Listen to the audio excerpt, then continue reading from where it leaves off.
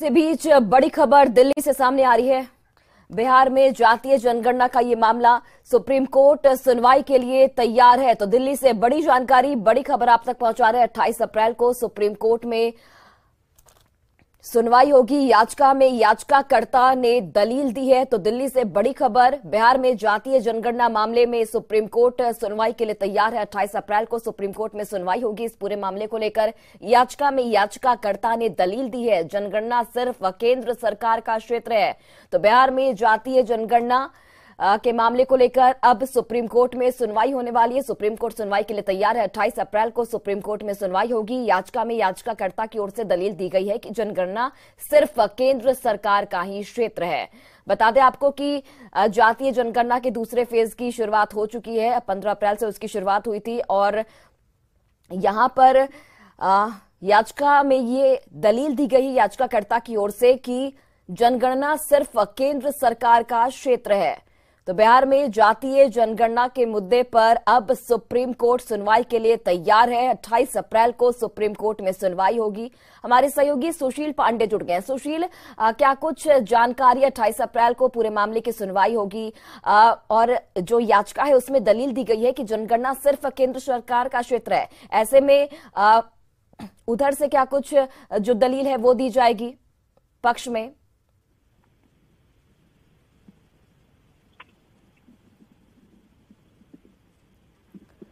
सुशील, आप तक मेरी आवाज पहुंच पा रही है? जी बिल्कुल बिल्कुल, जी बताएं। सुशील, जातीय जनगणना का जो मुद्दा है अब सुप्रीम कोर्ट इसमें सुनवाई के लिए तैयार है और 28 अप्रैल की जो तारीख है वो तय की गई है जब सुनवाई होगी। क्या कुछ दलीलें दी जा सकती हैं? जी देखिए, साफ तौर से बिहार सरकार के द्वारा जो जातिगत जनगणना की जा रही है उसके नोटिफिकेशन को फिलहाल चुनौती दी गई है और साफ तौर से ये कहा गया है कि जिस तरह इस पूरे मामले को फिलहाल बिहार सरकार ने इंट्रोड्यूस किया है, ये संविधान में जो दिए गए अधिकार है, यानी कि संविधान में आर्टिकल 14 और 21 का वायलेशन है। जातिगत जनगणना करने का सिर्फ अधिकार केंद्र सरकार को है और जिस तरह बिहार सरकार ने इस पूरे मामले में नोटिफिकेशन जारी करके बिहार में जातिगत जनगणना की शुरुआत की है, ये संविधान के मूल धाराओं के खिलाफ है। लिहाजा इस पूरे मामले में बिहार सरकार के द्वारा जारी नोटिफिकेशन को फिलहाल खारिज किया जाए और इस पूरे मामले में कहीं ना कहीं जातिगत जनगणना जो बिहार सरकार करवा रही है उस पर रोक लगाई जाए। 28 अप्रैल को देश की सबसे बड़ी अदालत इस पूरे मामले पर सुनवाई करेगी।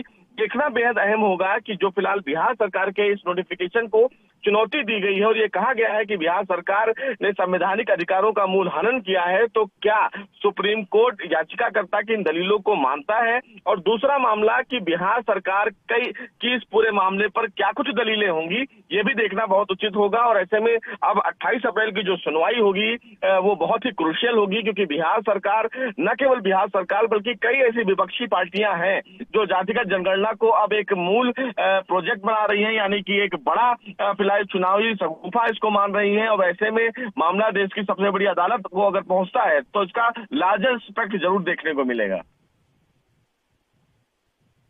बिहार सरकार की महत्वाकांक्षी योजनाओं में से ये एक है कि किस तरीके से जातीय जनगणना कराया जाए। उसके दूसरे फेज की भी शुरुआत 15 अप्रैल से कर दी गई है।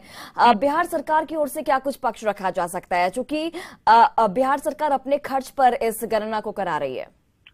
जी देखिए, बिहार सरकार की तरफ से साफ तौर से अगर उनकी दलीलों की बात की जाए तो वो बिल्कुल फिलहाल ये कह सकते हैं कि राज्य सरकार के पास जातिगत जनगणना कराने का अधिकार है, क्योंकि वो अपने स्टेट में फिलहाल जातिगत जनगणना करवा सकते हैं और इसका फिलहाल संविधान के मूल अधिकारों के वायलेशन का कोई औचित्य फिलहाल नहीं होता है। लेकिन जातिगत जनगणना चूंकि और जनगणना में एक जमीन आसमान का अंतर होगा। हालांकि केंद्र सरकार जनगणना जो है वो करवा सकती है, लेकिन अगर बिहार सरकार के द्वारा जातिगत जनगणना को लेकर नोटिफिकेशन जारी किया गया है तो निश्चित रूप से बिहार सरकार इस पूरे मामले को डिफेंड करेगी और ये बोल सकती है कि उसके पास फिलहाल ये अधिकार है कि वो अपने राज्यों में तमाम जातियों के आधार पर जनगणना करे।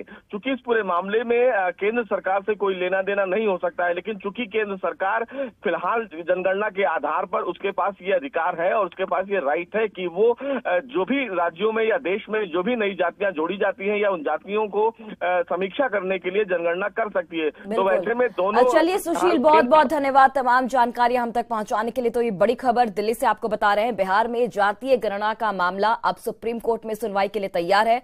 28 अप्रैल को सुप्रीम कोर्ट में सुनवाई होगी और देखने वाली बात होगी कि बिहार सरकार की ओर से क्या कुछ पक्ष रखा जाता है। फिलहाल इस बुलेटिन में बस इतना।